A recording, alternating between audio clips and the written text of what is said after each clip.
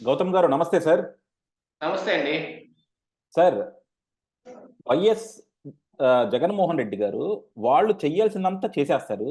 కానీ వాళ్ళకి వ్యతిరేకంగా ఎవరన్నా గళం విప్పుతుంటే, ఆ గళాలు ముయ్యటానికి కూడా ఆళ్ళకన్ని యుక్తులు, కుయుక్తులు అన్నీ తెలుసనమాట. ఇప్పుడు అవును. పోయినసారి వివేకానంద రెడ్డి చనిపోతే 'నారాసుర రక్త చరిత్ర' అని పెద్ద పెద్ద పేపర్‌లో హెడ్డింగ్‌లు పెట్టి రాసాడు. అవును. ఇప్పుడు ఎప్పుడైతే అది రివర్స్ అయిపోయి వాళ్ళ నెత్తి మీదకొచ్చి చుట్టుకుంటుందో, అప్పుడొచ్చేసి కోర్టులకెళ్ళి ఒక స్టే తెచ్చుకున్నారు. దీని మీద ఎవరు మాట్లాడటానికి వీల్లేదు. చంద్రబాబు గాని, పవన్ కళ్యాణ్ గాని, పురంధేశ్వరి గాని, లోకేష్ గాని ఎవరు మాట్లాడటానికి వీల్లేదని చెప్పి స్టే తెచ్చుకున్నారు.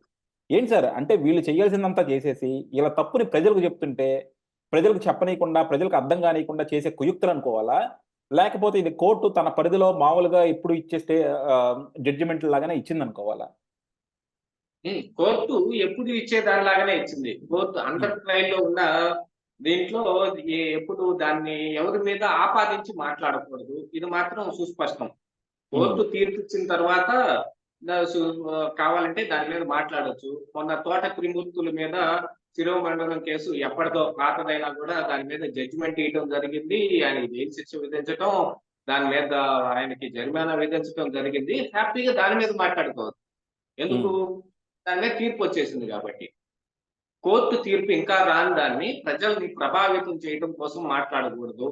కాకపోతే విచిత్రమైన విషయం ఏంటంటే, అసలు జగన్మోహన్ రెడ్డి ఈ అంశాన్ని ఎత్తుకొని తీసుకొచ్చింది.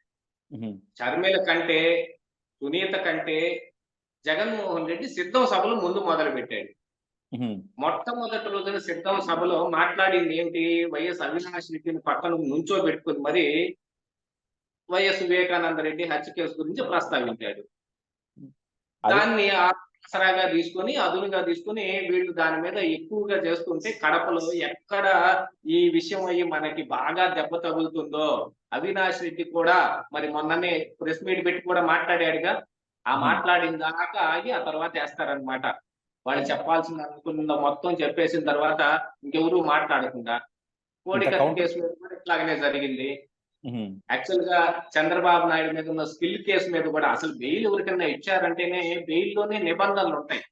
దీని గురించి ప్రభావితం చేసేటట్టుగా, సాక్షుల్ని ప్రభావితం చేసేటట్టుగా గాని, లేకపోతే ఇతరత్ర రాజకీయ అంశాల్లో గూడా దీన్ని ప్రస్తావించకుండా ఉండాల్సిన అవసరం ఉంటుంది. జగన్మోహన్ రెడ్డి కూడా చాలా కేసుల్లో బెయిల్ మీదొచ్చాడు.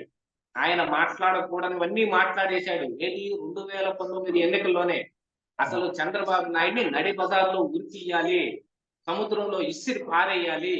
నీళ్లు లేని బావిలో తోసెయ్యాలి. ఇలాంటి ఆహ్, దురదృష్టకరమైన వ్యాఖ్యలన్నీ చేసినప్పుడు, అప్పుడు తెలుగుదేశం పార్టీ మెదలకుండా, కిమ్మనకుండా ఉంది. ఆ రోజు గనక కోర్టుకెళ్ళుంటే జగన్మోహన్ రెడ్డి పీచ వారించేవాడు. నిజంగా ఆ రోజు చేయాల్సిన పనేది చేయలేదు. ఈరోజు ఓవర్ యాంగ్జైటీతో ఎక్కువ పనులు చేసేస్తా ఉన్నారు. 'వివేకం' సినిమా గాని, మిగతాది ఏదైనా గాని వీళ్ళ ప్రోద్బలంతోనే తీశారు అనేది ప్రచారం బయటుంది గదా! అమరావతి ఫైల్స్ కావచ్చు, ఇంకేదైనా గూడా. అవును. వీళ్ళ ప్రోద్బలంతోటే బయటకొచ్చాయి అనేది అందరికీ ఒకంత నాలెడ్జి ఉన్న అంశమే. అయినప్పటికీ కూడా, వాళ్ళు తీసిన సినిమాలను మాత్రం బయటకు రాకుండా ఆపటంలో వీళ్ళు సక్సెస్‌ఫుల్ అయ్యారు. వర్మ తీసిన వ్యూహం ఏమైందో తెలీదు. అహా! అది బయటకొచ్చింది. కాపోతే ప్రజలు దాన్ని నిరాకరించారు. ఆ! ప్రజలు దాన్ని ని ని నిరాదరణకు గురయ్యి అది ఎక్కడికి పోయిందో తెలియకుండా పోయింది. కానీ కోర్టుల్లో పడి ఎన్ని వివాదాలు జరిగినాయి చూడండి. హుహు. వాళ్ళు సినిమాలు తీయటం మొదలుపెట్టిన తర్వాత, వీళ్ళు సినిమాలు తీసి రిలీజ్ చేసేసారు. అసలు 'వివేకం' లాంటి సినిమా అయితే సెన్సార్‌కి కూడా ఎళ్ళాల్సిన అవసరం లేకుండా యూట్యూబ్‌లో హ్మ్. రిలీజ్ చేస్తున్నారు. హుహు.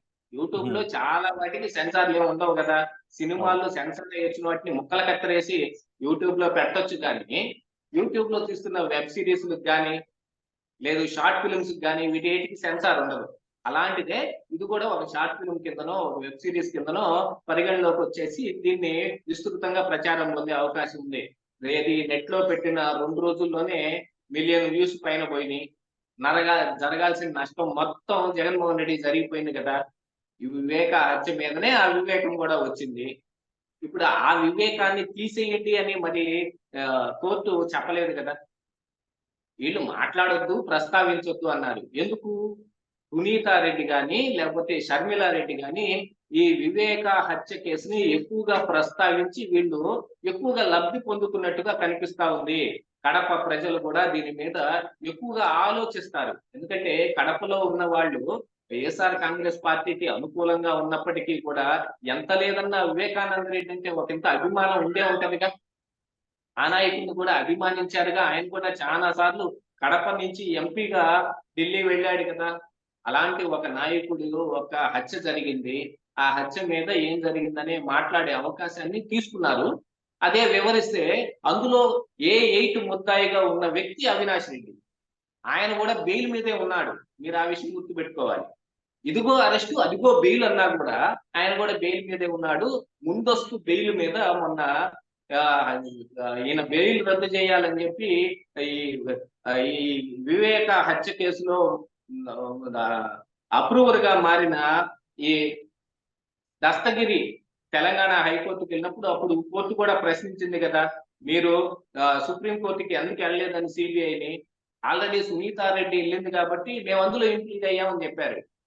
కానీ ఈయన కూడా బెయిల్ మీద ఉన్నాడు. ఈయన కూడా అసలు ప్రస్తావించకూడదు. ఈయన బెయిల్ రద్దు చేయాలి ఇమీడియట్ గా. మొన్న ప్రెస్ మీట్ పెట్టి వివేక హత్య కేసులో నిన్ను హైడ్రీన్ టెస్ట్ కు పంపించిన ఆ లెటర్ ఏమైంది, లెటర్ ఎందుకు వచ్చింది, సునీత నువ్వు నా మీద అబండాలు వేస్తున్నావు, మీరే అసలు చంపింది అన్నట్టుగా మాట్లాడాడు. ఈయన బెయిల్ రద్దు చేసి ముందు ఈయన జైల్లో పెట్టాలి. ఇది అసలు కోర్టు చేయాల్సిన పని. కానీ కోర్టుకి మనం ఏం ప్లీ మీద వెళ్ళామో దాని మీదే ఇస్తారు తప్ప వేరే అంశాలను పట్టించుకోరు. ఈ అంశం మీద వాళ్ళు కూడా మాట్లాడకూడదు. ఇప్పుడు కోర్టు దీని గురించి మాట్లాడొద్దంది కాబట్టి వీళ్ళు కూడా మాట్లాడకుండా ఉంటారు. కానీ మొన్న చేసిన దానికైతే అవినాష్ రెడ్డి బెయిల్ రద్దు చేయాల్సిన అవసరం ఎంతైనా ఉంది. కాకపోతే ఇక్కడ వ్యవస్థలన్నీ దేనికోసం పనిచేస్తున్నాయి, ఎవరి కోసం పనిచేస్తున్నాయి అనే క్వశ్చన్ రైజ్ అయినప్పుడు మొత్తం అన్ని వేళ్ళు తిరిగి తీసుకొచ్చి జగన్మోహన్ రెడ్డి వైపు చూస్తా ఉన్నాయి. ఈ వ్యవస్థల్లో మన ఏ స్టేట్ లోనూ మార్చనంత మందిని మన ఆంధ్రప్రదేశ్ స్టేట్ లోనే 9 మందిని మార్చినప్పటికీ కూడా ఏం ఉపయోగం ఉంది. ఇప్పుడు పల్నాడు ఎస్పీని మార్చారు, కొత్త ఎస్పీ వచ్చాడు, మళ్ళీ వాళ్ళ దాష్టికాలు అలాగనే జరుగుతున్నాయి. మాచర్లో చూడండి ఏం జరుగుతుంది, మనందరికి కళ్ళకు కనిపిస్తూనే ఉందిగా.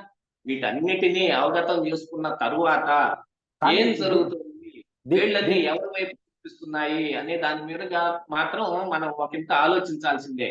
ఇప్పుడు సార్ ఇది ఎలా చూడాలి అంటే, ఇప్పుడు ఓన్లీ రాజకీయ నాయకులు వాళ్ళ ప్రసంగాల్లో మాట్లాడుకోకూడదని చూడాలా, లేకపోతే మీడియాగా మనం కూడా ఏమి మాట్లాడకూడదా దీని మీద? అంటే ప్రజలు కూడా దీని గురించి చర్చించుకోకూడదు అంటే కోర్టులు ఏం ఎక్స్పెక్ట్ చేస్తున్నాయి సమాజానికి? ఉన్నప్పుడు మీడియా కూడా ఎక్కువగా దాని మీద ప్రస్తావించకూడదు. మీడియాలో న్యూస్ చెప్పుకునే అవకాశం ఉంది. కాకపోతే ఒక పదం వాడతారు చూడండి, మీడియా ట్రయల్స్ అని. కోర్టు ట్రయల్ లాగా మీడియా ట్రయల్ నడుపుతుంది అని అంటారు చూడు, అలాంటి ట్రయల్స్ మాత్రం చేయకూడదు. కాకపోతే జరిగిన ఒక విషయాన్ని ప్రస్తావించుకోవటం, అది ప్రజల దాకా చేరవేయటం మీడియా ఒక బాధ్యత. అంటే ఇప్పుడు మనం వివేకానంద చెప్పింది ఎవరో మనం మాట్లాడకూడదు. అప్డేట్ ఒకటి జరిగింది అనుకోండి, దాని మీద న్యూస్ ఇచ్చి తీరాల్సిందే కదా. దాన్ని ఎలా ఆపుతుంది కోర్టు మాత్రం? ఇది కూడా ఒక అప్డేటే. ఇప్పుడు మనం మాట్లాడుకుంటున్న విషయం కూడా ఇదిగో కోర్టు ఇలాగా తీర్పిచ్చింది అని చెప్పుకునే అప్డేటే. కాబట్టి దీని వరకు పర్మిషన్ ఉండే అవకాశం ఉంది. మమ్మల్ని ఏం లోపల పెట్టే అవకాశం లేదు దీని మీద మాట్లాడారు అని. కానీ దీన్ని ఇదిగో వాళ్ళు చేశారు, వాళ్ళు ఇలాంటి దుర్మార్గులు, వాళ్ళకి మీరు ఓటేయకండి అని ఇప్పుడు సునీత ఏ పని అయితే చేస్తా ఉందో ఆ పనిని మాత్రం ఆపగలుగుతాడు జగన్మోహన్ రెడ్డి. కేవలం దానికోసమే అసలు వెళ్ళింది. ఎందుకంటే సునీత రెడ్డి పెట్టే ప్రెస్ మీట్లకి సాక్షి విలేకరులను పంపించి ఆవిడతోటి దిక్కుమాలిన క్వశ్చన్లన్నీ అడిగించి ఆవిడని ఇబ్బంది పెడదామనే ప్రయత్నం చేశారు. ఆవిడేమో ధీటుగా సమాధానం చెప్పడం మొదలుపెట్టింది. సాక్షి ఈ విలేకరులందరూ బిక్కమోహం వేసుకుని వెనుదిరగాల్సి వచ్చింది కదా. అందుకని ఇంకా కోర్టు డ్రామా ఒకటి ఆడతారు. వాళ్ళకి అవసరమైనప్పుడు కోర్టులకు వెళ్తారు. అదే జగన్మోహన్ రెడ్డికి వ్యతిరేకంగా ఏదైనా తీర్పు వచ్చిందనుకో, ఆ కోర్టులని, ఆ జడ్జిలని, వాళ్ళని అమ్మ బూతులు తిడతారు. మొన్ననే ఒక వ్యక్తి కోర్టుల మీద అనుచిత వ్యాఖ్యలు చేసినోడు, జడ్జిల మీద అనుచిత వ్యాఖ్యలు చేసిన ఒక వైఎస్ఆర్ కాంగ్రెస్ పార్టీ నాయకుడు తన ఫేస్బుక్ పేజీని డిలీట్ చేసుకుని విదేశాలకు పారిపోయే ప్రయత్నాల్లో ఉన్నాడు. మరి దాన్ని ఏం మాట్లాడాలి? ఉమ్, ప్రతి అంశంలోనూ వాళ్ళు ఏదో ఒక వివాదమే చేస్తారు తప్ప, వాళ్ళు ఒక సజావుగా ఈ ఎలక్షనీరింగ్ సాగితే మాత్రం వాళ్ళ ఆటలు సాగవనేది వాళ్ళకి బాగా గుర్తెరిగిన అంశం కాబట్టి, వాళ్ళిక చేసేదేం లేదు. వాళ్ళు అలాగనే నడుపుకుంటూ వెళ్ళిపోవటమే. కానీ ఇప్పుడు ఎంత అవుననుకున్నా, కాదనుకున్నా సరే కంపల్సరీ ఏంటంటే వివేక హత్య అనేది కంపల్సరీ ఎలక్షన్ ఎజెండానే. ఎందుకంటే పోయినసారి జగన్మోహన్ రెడ్డి మోసం చేసి, ప్రజల్ని మోసం చేసి, అది చంద్రబాబు మీద బురద జల్లి ఆయన అధికారంలో రావడానికి ఎంతో కొంత హెల్ప్ అయింది. సో, అలాంటి దాన్ని ప్రజలకు అర్థమయ్యేలా చెప్పకుండా ఈ కీలక సమయంలో ఇలాంటి జడ్జిమెంట్ వస్తే దీనికి వ్యతిరేకంగా కూడా మళ్ళా హైకోర్టులో ఏసుకోవచ్చుగా? లేకపోతే అక్కడ కూడా వెసులుబాటు ఉండదంటారా? లేనప్పుడు అంటే లేనప్పుడు తెలుగుదేశం వాళ్ళు గాని ట్రైల్‌లో ఉన్న హ్మ్. అండర్ ట్రైల్‌లో ఉన్న ఒక అంశం మీద ఎక్కువగా చర్చ జరగకూడదు. హ్మ్. అది కోర్టుని ప్రభావితం చేసేలాంటి పరిస్థితుల్ని కల్పిస్తుంది అని మీడియా ట్రయల్స్‌ను అనే మాట కూడా అక్కడి నుంచే వస్తుంది. దాని మీద హ్మ్. మోడరేట్‌గా ఆ అంశం వరకు, అందులో ఉన్న అప్డేట్ వరకు మాట్లాడుకోవచ్చు. కానీ హ్మ్. సునీతారెడ్డి ఏం ఆరోపిస్తోంది? ఇది మొత్తం చేసింది అవినాష్ రెడ్డే అని అంటోంది. హ్మ్. అలాంటిది ఇప్పుడు మరి కోర్ట్ ఇంకా తీర్పు ఇవ్వలేదుగా. ఇది చేసింది అవినాష్ రెడ్డి అని. సిబిఐ అయితే చార్జ్ షీట్ వేసింది. ఇది కడప ఎంపీ సీట్ కోసం మోటోతో జరిగిందని చెప్పొచ్చు కానీ, హ్మ్. కోర్ట్ ఇంకా ఏ నిర్ణయం తీసుకోలేదు గదా! ఆ కోర్ట్‌లో ఓహ్! ఉన్న దాని మీద ఎంత తక్కువ వీలైతే అంత తక్కువ మాట్లాడుకోవాలి. వాళ్ళు ఆ! మరిక ప్రచారానికి ఇంకొక అస్త్రం ఏది ఎన్నుకుంటారో అది ఎన్నుకొని దాన్ని బట్టి వాళ్ళు సే వివే ముందుకెళ్ళాల్సిన అవసరం ఉంది. వివేకాన్ని చంపిన పులిరాజా అందరికీ తెలుసు కదా! అని మాట్లాడుకోవాలేమో.